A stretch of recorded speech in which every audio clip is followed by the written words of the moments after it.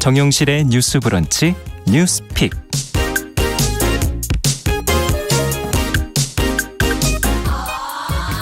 네, 정용실의 뉴스 브런치 항상 일찍 들어오셔서 의견들 보내주시고 계신데 항상 끝날 때까지 의견 계속 보내주시면 감사하겠습니다. 이윤아님 오늘 들어와 주셨고 김현옥님 들어와 주셨네요. 유튜브로는 한 500분 넘는 분이 들어오셨는데 이루다님, 박칼로레님, 최성훈님, 미무스님, 닥터케이님 이렇게 들어와 주셨네요. 감사합니다. 자, 첫 코너 뉴스픽으로 시작하죠. 화요일 목요일은 이 두 분이 함께해 주고 계십니다. 신보라 국민의힘 전 의원 안녕하십니까? 네, 안녕하세요. 정은혜 더불어민주당 전 의원 안녕하십니까? 네, 반갑습니다. 자, 부동산 얘기로 오늘 좀 시작을 해볼까 합니다. 국민권익위원회에서 지금 민주당을 제외한 원내정당 소속의 국회의원, 배우자, 직계 좀비속 부동산 거래를 전수조사를 했는데 결과가 나왔습니다. 어떻게 나왔는지 먼저 정리해보고 이야기 나눠보죠. 정은혜 의원께서 좀 정리해 주시죠. 네, 국민권익위원회는 국민의힘 소속 국회의원 중 12명에 대해 본인 혹은 가족의 부동산 거래 과정에서 법령 위반 의혹 소지가 적발됐다고 23일 밝혔습니다. 네. 국민의힘, 정의당, 국민의당, 열린민주당, 기본소득당, 시대전환 소속 국회의원들과 그 배우자 및 직계 좀비속이 총 507명이 부동산 거래 전수조사를 했는데요. 네. 근데 국민의힘에서는 12명이 13건의 불법 거래를 한 의혹이 드러났습니다. 그래서 적발 사항을 보면 부동산 명의 신탁 의혹이 1건, 편법 증여 등 세금 탈루 2건, 토지보상법, 건축법 이런 것들이 4건, 네. 마지막으로 농지법 위반이 6건 있습니다. 네. 실제로 자녀에게 증여를 해놓고 매매를 한 것처럼 형식을 갖춘 뒤에 증여세를 내지 않는 경우도 있었고요.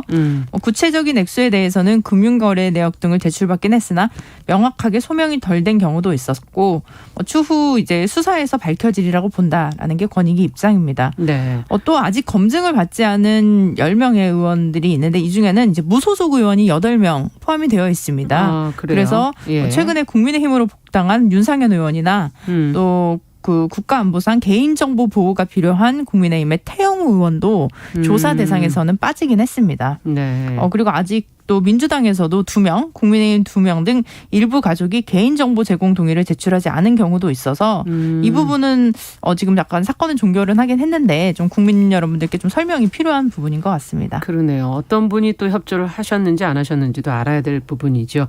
지금 얘기해 주신 항목들, 법령 의혹 부분들이 어떤 것이 정말 위중한 것인지 아닌지 이런 것도 좀 생각해 봐야 될 것 같고요. 그리고 지금 보도가 나오는 내용을 보면 열린민주당의 김의겸 의원이 이미 이제 청와대 대변인 재직 중에 투기 의혹이 제기됐던 분인데 이번에도 또 적발이 돼서 명단에 올라가 있어서 어떻게 이제 이번에 들여다봐야 될지 저희 신보라 의원께서 먼저 좀 보신 내용을 좀 설명을 들어보죠. 네, 어제 오후 4시에 이 권익위 조사 결과가 발표가 됐는데요. 네. 지금 국민들이 보시기 굉장히 좀 부끄러운 결과다. 민주당은 지난 6월에 발표를 했었는데 민주당도 그때 12명이었고요. 그렇죠. 국민의힘도 이번에 12명이 발표가 됐습니다. 네. 지금 현재 국민의힘 최고위원회, 긴급 최고위원회가 지금 열리고 있는 상황이고요. 네. 이 사안에 대해서 어떻게 처분과 조치를 할 것인지에 대한 내용들을 논의를 하게 될 계획입니다. 아마 결론은 좀 가급적 빨리 내는 게 필요할 것이라는 생각이 그렇죠. 들고요. 특히 이준석 대표가 민주당보다 더 엄격하게 할 것이다라고 하는 부분들을 공언해왔던 것만큼 국민들께서도 그에 상응하는 조치가 필요하지 않느냐는 의견을 많이 갖고 계신 것 같습니다. 네.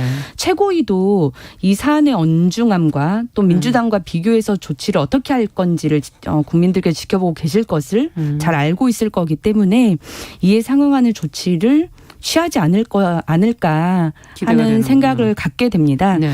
그리고 부당하게 취득한 부동산에 대해서는 매각하도록 하는 방안도 고려 중이라는 소식이 언론을 통해서 들리긴 했었는데요. 네. 이 부분까지도 오늘 최고위에서 논의가 될지 그 결과로 같이 공표가 될지는 아무래도 지켜봐야 할 것 같습니다. 네. 그래도 이 결과는 아마 오늘 중으로는 발표가 될 빠르다면? 것으로 네. 보입니다. 지금 이 부동산 문제로 이제 국민들이 굉장히 피눈물을 많이 흘리고 그렇죠. 계시잖아요. 아직도 그러고 있죠. 네, 예. 실은 오락가락 부동산 정책부터 시작해서 모든 정책이 발표될 때마다 부동산 가격을 더 올리고 있기 때문에 그 부분에 대한 어떤 공허함, 허탈감, 분노 이런 것도 굉장히 많이 느끼시고 특히나 LH 공직자들의 이제 투기 문제로 네. 이게 공직자들도 이렇게 부동산을 스스로 이렇게 편법이나 위법한 수단을 동원해서 네. 취득하고 있다라고 하는 것에 국민들은 굉장히 많은 불만과 분노를 느끼셨습니다. 그렇죠. 그래서 국회 입법권자들의 검증 결과도 크게 좀 다르지 않은 결과에 굉장히 참담을 많이 느끼실 것 같아요. 저도 입법권자로서 있어봤고 있어봤지만 국회에 대한 국민들의 불신이 기본적으로 굉장히 크신데 네. 이 같은 결과가 실은 더 큰 불신으로 이어지진 않을까 하는 우려와 걱정이 많이 됩니다. 예.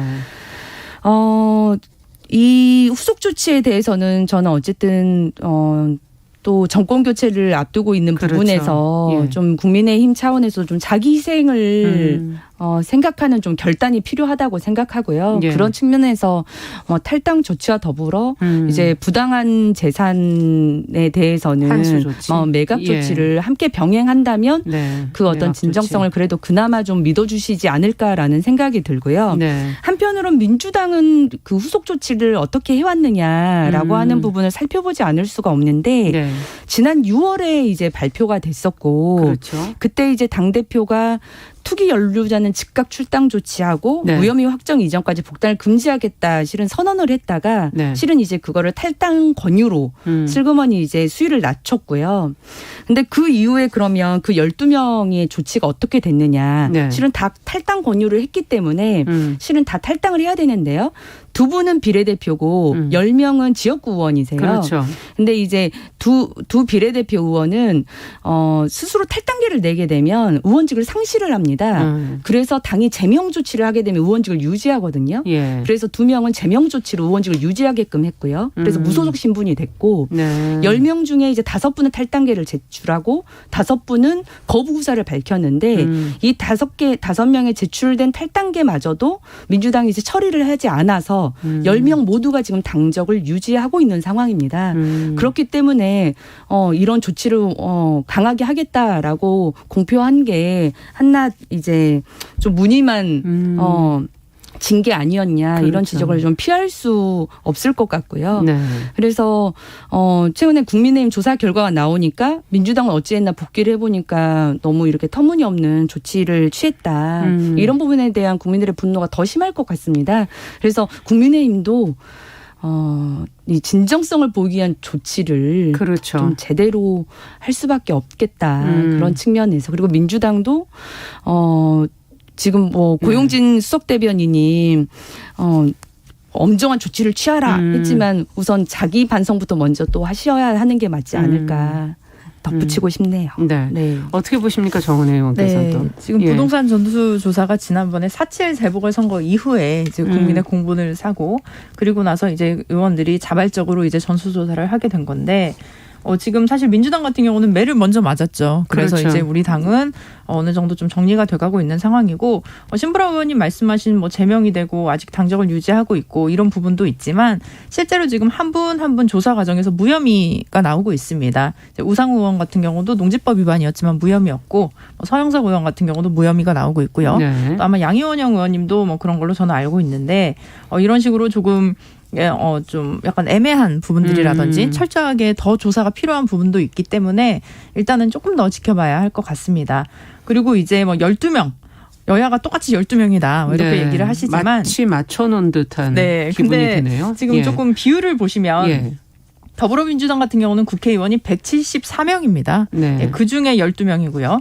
국민의힘 같은 경우는 102명입니다. 네. 그중에 12명이기 때문에 그리고 국민의힘 같은 경우는 아직도 무소속으로 계시는 분들도 있고 그래서 이 부분들이 좀 조사를 받지 않은 부분도 있고요. 그리고 개인정보 동의서를 제출하지 않은 부분도 있기 때문에 조금 더 확인을 해봐야 할 것 같고 네. 지금 이준석 대표가 굉장히 좀 많이 곤란할 것 같아요. 그래서 이준석 대표가 선출이 된 것이 어떤 젊은 바람, 개혁, 갈망, 그렇죠. 공정 예. 이런 것들을 굉장히 좀 중요하게 생각하는 청년들의 희망과 열망이 있었는데 사실은 이번에 뭐 미온적으로 이렇게 해결을 하게 된다면 정말 당신도 똑같은 정치인이구나 뭐 이런 평가를 받을 수 있을 것 같고 그렇다고 뭐 물론 강력하게 징계를 할 경우에는 저는 그게 오히려 옳다고 생각을 합니다. 이준석 대표가 지금 리더십이 좀 위기가 있는 상황에서 네. 좀 강력한 리더의 모습을 보여주고 특히 이 부분은 도덕적인 부분과 국민의 분노가 섞여 있는 것이기 때문에 사실은 뭐 강력한 징계도 가능하다 보는데 그럼에도 불구하고 그 징계를 조금 더 당 내에서는 아마도 뭐 보복성이냐 뭐 이런 식으로 생각해서 반발을 할 수도 있고요. 예. 지금 또 문제는 소속 의원 수가 줄어드는 것은 국민의힘에 굉장한 부담입니다. 우리는 174명이 있었기 때문에 사실은 뭐 탈당을 하든 뭐 출당을 하든 하더라도 어느 정도 의석수가 유지되는 예. 반면에 국민의힘은 지금 의원들 중에서 뭐 제명이나 탈당이 되면 이게 보면 개헌 저지선이 101명이라고 해요. 근데 네. 101명 아래로 떨어질 수 있기 때문에 당 자체가 원내가 굉장히 좀 위기에 빠질 수 있다라는 것이고 또 한 가지 더 걱정스러운 것은 국민의힘의 지금 대선 주자 캠프에 네. 현역 의원들이 많이 들어가 있습니다. 네. 근데 만약에 그 현역 의원들 특히 좀 많이 알려지신 분들 같은 경우는 이번에 여기에 뭐 전수조사에서 뭐 어떤 부정행위가 적발이 되신 분이라면 그 캠프 후보에게도 좀 이렇게 악영향을 미칠 수가 있죠. 후보의 명예에도 좀 문제가 될 것 같아서 그 부분도 조금 걱정이 되는 것이 있고 민주당은 일단 명단은 공개했어요. 그래서 처벌을 떠나서 명단을 공개했는데 지금 국민의힘 같은 경우도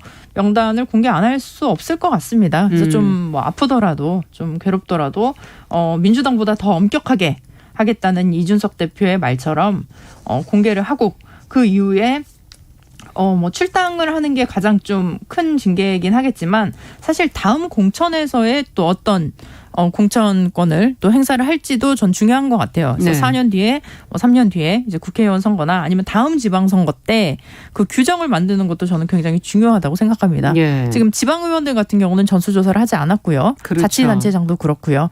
근데 뭐 이 부분은 좀 지자체는 지금 빠져 있는 거죠. 네, 사실은 예. 그분들이 더 인원수도 좀 많고 사실은 지역 정보를 세력과 더 정확하게 아실 수도 있고. 네, 맞습니다. 네. 그래서 저는 좀 모두가 다 조사를 해야 된다는 입장이긴 하지만 이제 적어도 공천 과정에서 뭐 예를 들면 어떤 뭐 지방의원님들 중에는 뭐 집이 뭐 30채다, 40채다 뭐 이런 분도 계시다고 하더라고요. 그래서 그런 부분에 있어서는 공천 과정에서 이것은 뭐 양당이 다 모든 정당이 조금 더 한 번쯤은 걸러야 하지 않나 싶습니다. 네. 지금 무엇보다 이제 이런 문제가 드러났을 때 후속 조치를 과연 어떻게 해서 이 문제를 어떻게 처리할 것인가 그리고 그것이 다음 선거에서 또 어떤 결과로 이어질 것인가 하는 것을 좀 잘 제도적으로 잘 만들어야 되지 않을까 하는 생각이 드네요.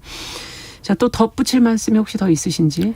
네, 아무래도 그 캠프에 이제 소속된 의원들도 네. 이제 계시는데 그거는 6월에 이제 민주당 조사가 발표됐을 때도 그때도 뭐 이재명 지사 캠프에 소속된 의원들이 한 5분 계셨고 했기 때문에 어쨌든 그 부분에 대한 명예훼손은 어느 대선 후보 캠프건 다 가질 수밖에 없다, 부담을 가질 수밖에 없겠다는 생각이 들고요. 네. 비율이 뭐 중요한 게 아니지 않겠습니까? 네. 적발이 됐다는 것이 우선 중요한 것 같고 그에 상응하는 조치를 어느 정당하건 피하지 않을 수가 없는데 네. 무늬만 징계를 취하고 하는 건 결국 국민들이 결과적으로 알아보신다. 네. 그런 좀 진중함과 엄격함의 잣대로 이 사안을 좀 보되 다만 이제 그 탈당이랄지 뭐 이런 조치가 내려진 후에도 수사 과정을 이제 밟기 때문에 네. 수사 과정에서 무혐의가 밝혀지면 곧바로 복당 다시 절차를 복당돼야 다시 되는 밟을 수 있거든요. 네. 네. 그리고 이제 그 절차는 이제 그 절차로 가고 정원혜 의원님께서 좋은 의견을 말씀해 주셨는데 이런 부분들 혹은 이제 탈당을 거부했다거나 뭐 아니면 조치에 대해서 같이 함께 받아들이지 않았을 경우에 그걸 일정 정도 다음 공천에 그런 평가의 잣대로 반영하는 그렇죠. 것도 뭐 필요한 부분이라는 네. 생각은 듭니다. 네. 끝으로 더 하실 말씀 네, 있으세요? 그리고 뭐 지금 대통령 선거 또 양당이 이제 경선 기간에 들어가게 되는데 저는 이준석 대표가 좀 하루 속히 굉장히 신속하게 좀 해결을 해야 한다. 그래서 이거를 뭐 선거에 이 문제로 인해서 선거에 악영향을 끼칠 필요까지는 없을 것 같고요. 오히려 사실 잘못된 것이 있으면 이걸 털고 국민께 사과하고 그리고 해결하는 모습 이걸 보는 것이 국민들이 더 신뢰를 하는 길이 아닌가라는 생각이 듭니다. 네, 앞서 오늘 중에 발표되지 않을까라고 얘기를 해주셨는데 저희도 같이 한번 기대를 해보도록 하겠습니다. 어떤 결과가 나올지 어떤 조치를 또 후속 조치를 마련할지 국민들이 계속 지켜보고 있겠죠. 자, 두 번째 뉴스로 가보겠습니다. 2023년부터 지금 식품 포장 겉면에 유통기한 대신에 소비기한이라는 걸 표시하는 소비기한제라는 게 이제 시행된다고 하는데 이제 국내에서는 처음으로 지금 이 소비기한을 표시하는 제품이 나왔다고 하거든요. 어떤 제품에 어떤 식으로 지금 표시가 되는 것인지 혹시 또 표시가 안 되는 그런 제품은 없는지 이 소비기한제에 대한 걸 좀 얘기를 좀 해보죠. 신보라 의원께서 좀 정리해 주시겠습니까? 네.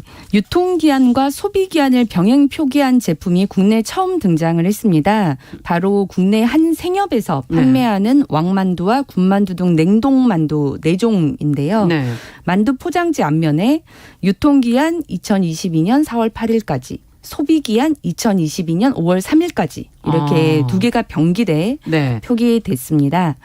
유통기한은 제조일로부터 소비자에게 판매가 허용되는 기간을, 소비기한은 보관 조건을 준수한다는 전제 아래 실제로 식품을 섭취해도 안전한 기간을 말합니다. 네. 유통기한이 식품의 품질 변화 시점을 기준으로 60에서 70%가량 앞선 시한을 설정하는 반면 소비기한은 80에서 90% 앞선 수준에서 설정하는 그 차이가 있습니다. 이 생협의 냉동만두 유통기한은 제조일로부터 9개월까지였는데요. 소비기한은 여기에 25일이 더 추가돼서 표기됐습니다.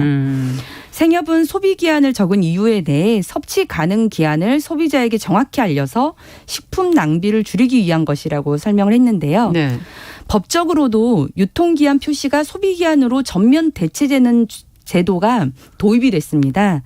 지난 7월 24일 식품의 유통기한 대신 소비기한을 표기하는 내용을 다룬 식품 등의 표시 광고에 관한 법률 개정안이 국회를 통과했는데요. 네. 이 법에 따르면 2023년 1월부터 소비기한제가 실시가 되고요. 네. 우유 등 일부 품목은 그 적용이 최장 8년 동안 유예가 됩니다. 식품안전처에 따르면 유통기한 대신 소비기한이 표기될 경우 우유는 14일에서 17일, 액상커피는 77일에서 88일, 슬라이드 치즈는 180일에서 205일로 표시 기한이 늘어날 전망입니다. 네, 지금 몇 개 예외적인 그런 제품들도 있다 지금 그렇게 지적을 해주셨는데 어떤 의미가 있다고 보시는지 현장에서 또 이렇게 직접 살림을 해보시면서 두 분이 또 느끼시는 부분도 있을 것 같아서 정은혜 의원께서는 어떻게 보십니까? 네, 일단은 저 같은 경우도 유통기한이 뭐 다가오거나 뭐 지난 거는 당연히 사실 버리게 돼요. 왜냐하면 아이가 지금 4살이기 때문에 혹시나 아이가 또 먹을까 봐 또 걱정이 돼서 조금 아깝다 아니면 보통 뭐 이제 부모가 먹기도 하죠. 그러니까 저나 뭐 남편이 이제 또 먹기도 하고요. 그런 게 아마 대중적으로 일반적인 가정들이 그럴 텐데 실제 그 소비자의 한 57%가 유통기간이 지나면 바로 그 제품을 폐기를 한다고 합니다.